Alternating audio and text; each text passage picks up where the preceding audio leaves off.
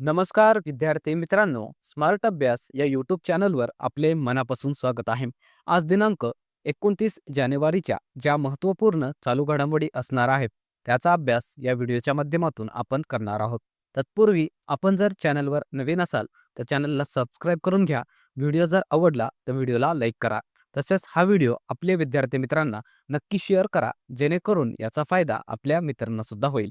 चला मग सुरुवात करूया आजच्या महत्त्वपूर्ण चालू घडामोडींना. आजच्या चालू घडामोडीचा पहिला प्रश्न असणार आहे आणि अतिशय महत्त्वाचा हा प्रश्न आहे. स्टार करून ठेवायचा आहे की नुकतेच ऑस्ट्रेलियन ओपन 2025चा महिला एकेरीचा किताब कोणी जिंकला? ऑप्शन्स या ठिकाणी देण्यात आले आहेत. याचं योग्य उत्तर असणार आहे option number A, medicine keys. हे जे काही अमेरिकेची टेनिस खेळाडू आहे त्याने नुकतंच हे ऑस्ट्रेलियन ओपन महिला एकेरीचा किताब जिंकलेला आहे.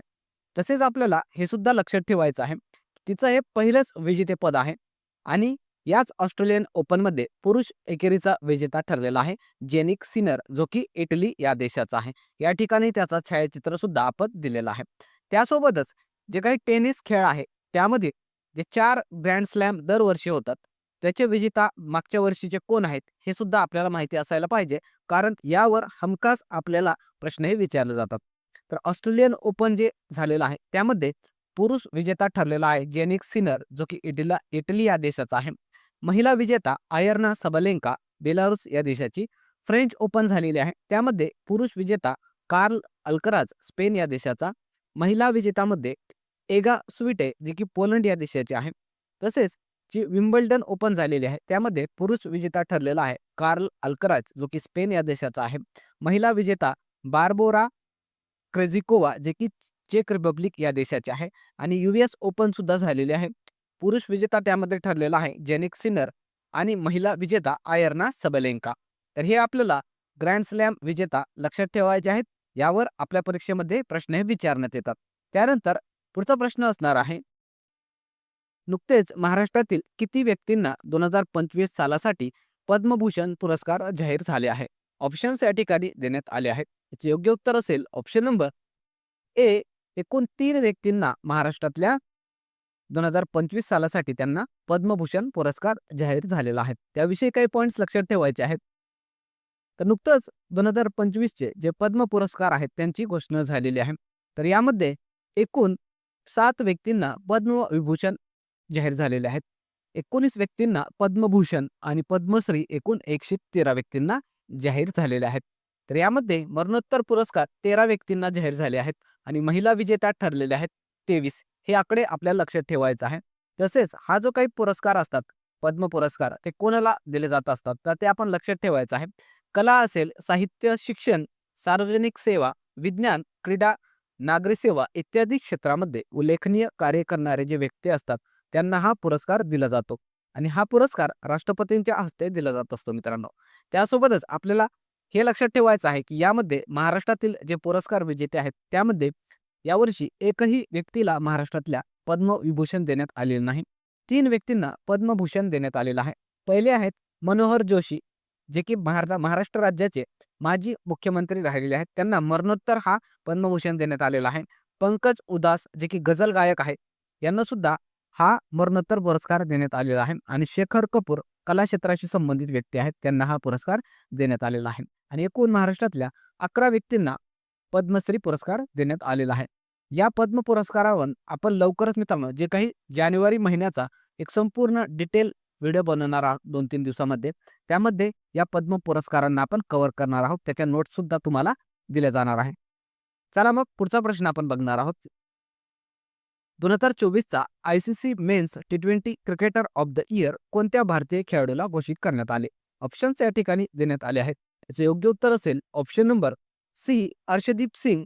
हा नुकताच ICC men's T20 cricketer of the year ठरलेला आहे.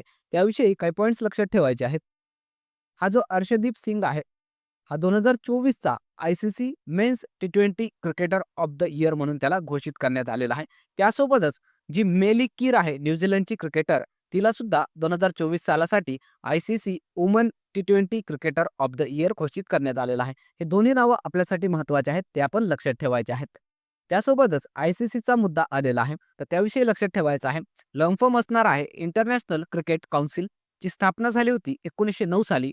मुख्यालय आहे दुबई या ठिकाणी आणि सध्या ICCचे अध्यक्ष आहेत एक भारतीय व्यक्तिमत्व जय शाह. त्यानंतर पुढचा प्रश्न बघण्या अगोदर व्हिडिओ कसा वाटला ते कमेंटमध्ये नक्की सांगायचं आहे. चॅनलवर नवीन असाल तर चॅनलला सबस्क्राईब करून घ्यायचं आहे. तसेच हा व्हिडिओ आपल्या विद्यार्थी मित्रांना नक्की शेअर करा, जेणेकरून याचा फायदा आपल्या मित्रांना सुद्धा होईल. चला मग पुढचा प्रश्न आपण पाहणार आहोत. नुकतेच कोणत्या हिंदी चित्रपटाला ऑस्कर पुरस्कार 2025 साठी नॉमिनेशन मिळाले आहे? ऑप्शन्स या ठिकाणी देण्यात आले आहेत. याचं योग्य उत्तर असेल ऑप्शन नंबर ए, अनुजा. हे जे काही हिंदी चित्रपट आहे त्याला नुकतंच ऑस्कर नॉमिनेशनसाठी पाठवण्यात आलेला आहे. त्याविषयी काही पॉईंट्स लक्षात ठेवायचे आहेत. हे जे अनुजा नावाचा हिंदी चित्रपट आहे तो अमेरिकन हिंदी चित्रपट आहे मित्रांनो, आणि याला नुकतंच ऑस्कर पुरस्कारासाठी नॉमिनेशन मिळालेलं आहे. त्या ठिकाणी त्याला पाठवण्यात आलेलं आहे. या चित्रपटाचे निर्माते आहेत गुनीत मोंगा आणि प्रियंका चोप्रा आणि दिग्दर्शक आहेत ॲडम ग्रेव्ज आणि सुचित्रा मट्टाई. हे काही पॉईंट्स याविषयी लक्षात ठेवायचं आहे. या अगोदर भारतामधील जे हिंदी चित्रपट आहे बॉलिवूडचा लापता लेडीज या चित्रपटाला सुद्धा ऑस्कर 2025 साठी नॉमिनेशनसाठी पाठवण्यात आलेलं होतं, पण त्या चित्रपटाला त्या ठिकाणी रिजेक्ट करण्यात आलेला आहे. हा पॉईंट सुद्धा आपण लक्षात ठेवायचा आहे. तसेच ऑस्कर पुरस्कार 2024 विषयी आपल्याला काही पॉईंट्स लक्षात ठेवायचे आहेत. तर या ऑस्कर 2024 मध्ये सर्वोत्कृष्ट चित्रपट ठरला होता ओपेनहायमर. सर्वोत्कृष्ट दिग्दर्शक क्रिस्टोफर नोलन, जे की त्यांच्या ओपेनहायमर या चित्रपटासाठी त्यांना हा पुरस्कार देण्यात आलेला होता. सर्वोत्कृष्ट अभिनेता सिलियन मर्फी, त्याच्या ओपेनहायमर या चित्रपटासाठी त्याला पुरस्कार देण्यात आलेला होता आणि सर्वोत्कृष्ट अभिनेत्री ठरली होती इमा स्टोन तिच्या पुअर थिंग्स या चित्रपटासाठी. त्यानंतर पुढचा प्रश्न असणार आहे. नुकतेच कोणत्या राज्यात सम्मान संजीवनी ॲपचे लॉन्च करण्यात आलेलं आहे? ऑप्शन्स या ठिकाणी देण्यात आले आहेत. जे योग्य उत्तर असेल ऑप्शन नंबर डी, हरियाणा या राज्यामध्ये नुकतंच हे सम्मान संजीवनी नावाचं ॲप लॉन्च करण्यात आलेलं आहे. त्याविषयी काही पॉईंट्स लक्षात ठेवायचे आहेत. हे जे काही ॲप आहे त्याचं नाव लक्षात ठेवायचं आहे सम्मान संजीवनी. नुकतेच राष्ट्रीय बालिका दिवस जे झालेला आहे 24 जानेवारीला, त्याच्या निमित्ताने हे जे काही ॲप आहे त्याचं लॉन्चिंग करण्यात आलेलं आहे. याचा उद्देश काय आहे? तर याद्वारे ज्या लाभार्थी महिला आणि मुली असणार आहेत त्यांच्यापर्यंत योजनांचा फायदा पोहोचत आहे किंवा नाही याची माहितीही ठेवली जाणार आहे आणि यामधून सर्व लाभार्थ्यांचा डेटा हा सरकारद्वारे स्टोअर करून ठेवला जाणार आहे. याद्वारे वयोगट 10 ते 45 मधील जे काही दारिद्र्य रेषेखालील महिला आणि मुली आहेत त्यांना सॅनिटरी नॅपकिनचं वाटप हे केलं जाणार आहे वेगवेगळ्या अंगणवाडी आणि शाळांच्या माध्यमातून. हे आपण पॉईंट लक्षात ठेवायचं आहे. तसेच जे इतर ॲप्स आहेत ते सुद्धा आपल्याला लक्षात ठेवायचं आहे. ते आपल्या परीक्षेच्या दृष्टीने महत्त्वाचे आहेत. तर राष्ट्रपर्व वेबसाईट आणि ॲपचं लॉन्च करण्यात आलेलं आहे. नुकतंच केंद्रीय संरक्षण मंत्रालयाकडून सुवर नावाचं ॲप गुजरात सरकारकडून लॉन्च करण्यात आलेलं आहे. भाषेसंबंधित जे काही अडथळे आहेत ते दूर करण्यासाठी. सिरजन नावाचं ॲप लॉन्च करण्यात आलेलं आहे पंजाब सरकारकडून आणि हे कशासाठी आहे तर माता मृत्यूदर कमी करण्यासाठी. आणि भारत पोल नावाचं ॲप लॉन्च करण्यात आलेलं आहे CBI कडून. भारत रणभूमी दर्शन ॲप संरक्षण मंत्रालयाने त्याचा अनावरण केलेलं आहे आणि हे कशासाठी आहे तर युद्धक्षेत्र पर्यटनाला चालना देण्यासाठी. त्यानंतर पुढचा प्रश्न आपण बघणार आहोत. नुकतेच स्वामित्व योजनेअंतर्गत संपत्ती कार्ड वितरित करणारा पूर्वेकडील पहिला राज्य कोणता ठरला? ऑप्शन्स या ठिकाणी देण्यात आले आहेत. त्याचे योग्य उत्तर असेल ऑप्शन नंबर बी, मिझोरम हा पहिला पूर्वेकडील राज्य ठरलेला आहे. त्याविषयी काही पॉईंट्स लक्षात ठेवायचे आहेत. तर ही जी योजना आहे स्वामित्व योजना याची सुरुवात झाली होती 24 एप्रिल 2024 ची आणि ही केंद्र सरकारची योजना आहे मित्रांनो. याचं उद्घाटन किंवा ही सुरुवात प्रधानमंत्री नरेंद्र मोदी यांच्या हस्ते करण्यात आलेली होती. या योजनेद्वारे ग्रामीण भागातील जे जमीन आहेत त्या जमिनींचं प्रगत टेक्नॉलॉजीच्या सहाय्याने अचूक आराखडे आणि रेकॉर्ड्स हे जमा केले जाणार आहेत आणि त्याद्वारे जमिनीचं सर्वेक्षण करून जमीन मालक जे असणार आहेत त्यांना त्यांच्या जमिनीचे संपत्ती कार्ड हे दिले जाणार आहेत. आणि हे कशासाठी करण्यात आलेलं आहे कारण ग्रामीण क्षेत्रामध्ये जमिनीच्या नोंदी नसतात आणि त्या नोंदी नसल्यामुळे वेगवेगळे जमिनी संबंधित जे काही वादविवाद हे त्या ठिकाणी लोकांमध्ये होत असतात. हे कुठेतरी कमी करण्यासाठी अशा प्रकारचं पाऊल हे आपल्या केंद्र सरकारकडून करण्यात आलेलं आहे. तर एवढं आपल्याला लक्षात ठेवायचं आहे. त्यासोबतच मिझोरम जे राज्य आहे त्याविषयी काही पॉईंट्स लक्षात ठेवा. राजधानी आहे एजॉल, मुख्यमंत्री आहेत सध्या लाल दोहोमा आणि राज्यपाल आहेत VK सिंग. त्यानंतर मित्रांनो केंद्र सरकारच्या काही महत्त्वाच्या ज्या योजना आहेत त्या सुद्धा आपण लक्षात ठेवायच्या आहेत, ज्या आपल्या परीक्षेच्या दृष्टीने महत्त्वाच्या आहेत. तर पहिली योजना आहे प्रधानमंत्री ग्राम सडक योजना, जी सुरुवात झाली होती 25 डिसेंबर 2000 साली. याचा उद्देश काय होता? तर गावांना बारमाही रस्त्यांनी जोडणे. त्यानंतरची योजना आहे प्रधानमंत्री मुद्रा योजना, याची सुरुवात झाली होती 8 एप्रिल 2015ला. याचा उद्देश होता लहान उद्योगधंद्यांना वित्त पुरवठा करणे आणि याद्वारे 20 लाखांपर्यंत लोन हे छोट्या उद्योगधंद्यांना दिलं जात होतं मित्रांनो, किंवा दिलं जातं. हे आपण लक्षात ठेवायचं आहे. त्यानंतरची योजना आहे प्रधानमंत्री किसान सन्मान निधी योजना. सुरुवात झाली होती 24 फेब्रुवारी 2019ला. याद्वारे शेतकऱ्यांना वार्षिक ₹6,000 3 इन्स्टॉलमेंटमध्ये 2,000, 2,000, 2,000 अशी आर्थिक मदत ही दिली जात असते. त्यानंतरची योजना आहे प्रधानमंत्री जनधन योजना, जी की सुरुवात झाली होती 28 ऑगस्ट 2014ला. प्रधानमंत्री आयुष्यमान भारत योजना, त्याची सुरुवात झाली होती 23 सप्टेंबर 2018ला. प्रधानमंत्री पीक विमा योजना 2016ला सुरू झाली होती. स्वच्छ भारत अभियान 2 ऑक्टोबर 2014ला. Make in India 25 September 2014. Startup India 16 जानेवारी 2016. त्यानंतर पुढचा प्रश्न आपण बघणार आहोत.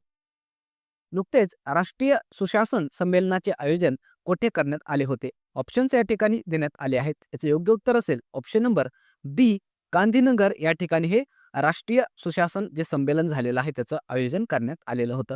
त्याविषयी काही पॉईंट्स लक्षात ठेवायचे आहेत.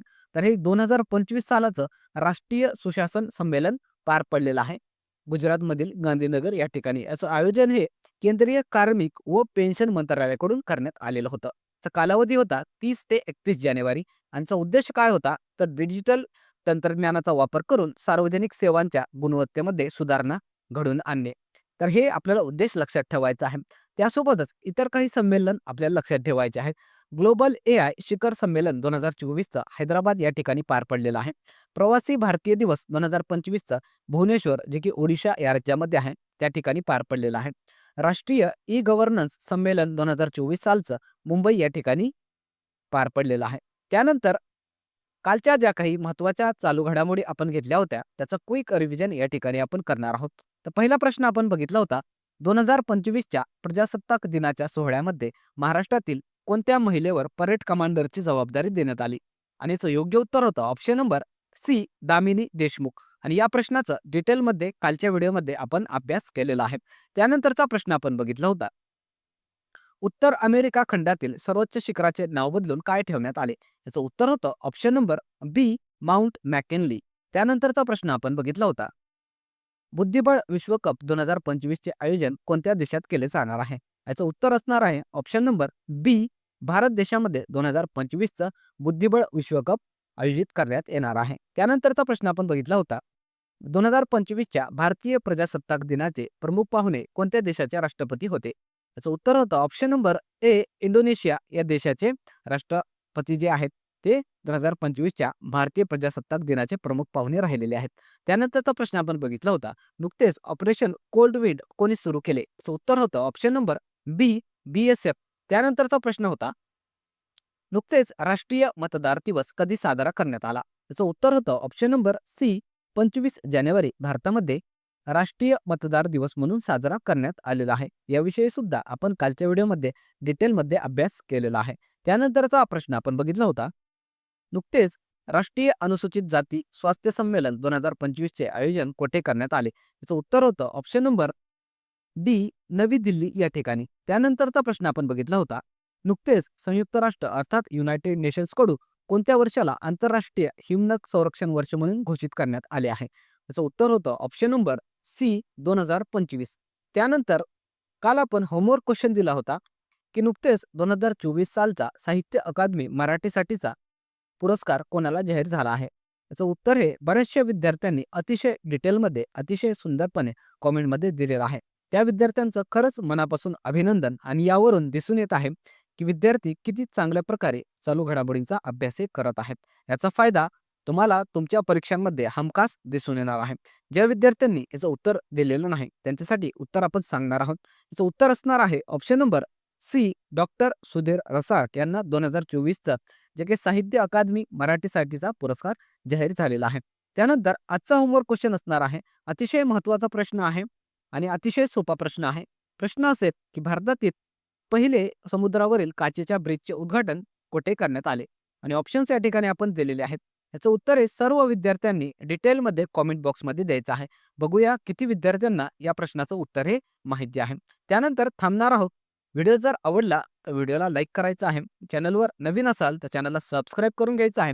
तसेच आपलं जे टेलिग्राम चॅनल आहे स्मार्ट अभ्यास 555 त्या ठिकाणी जाऊन तुम्ही जॉइन करून घ्यायचं आहे. कारण त्या ठिकाणी आपण विद्यार्थ्यांसाठी लेक्चरच्या मोफत नोट्स आणि इतर जे स्टडी मटेरियल आहे ते मोफतमध्ये टाकत असतो. तसेच आपलं जे इंस्टाग्राम चॅनल आहे स्मार्ट अभ्यास आणि जे व्हॉट्सअप चॅनल आहे ते सुद्धा जॉइन करून घ्या.